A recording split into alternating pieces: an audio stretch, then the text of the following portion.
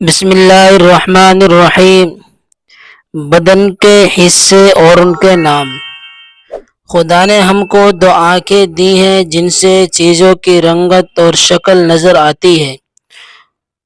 خدا نے ہم کو دو کان دیے جن سے آواز سنائی دیتی ہے۔ بادل کا گرجنا، چڑیوں کا چہچہانا، آدمیوں کا بولنا، ہاتھی کا چنگھاڑنا، گھوڑے کا ہنہنانا، توپ کا دگنا، گھنٹے کا بجنا، ریل کی سیٹی ہم اپنے کانوں سے سنتے ہیں۔ ہم ناک سے سونگھتے ہیں، سونگھنے سے خوشبو، بدبو، بساند، سڑاند معلوم ہو جاتی ہے۔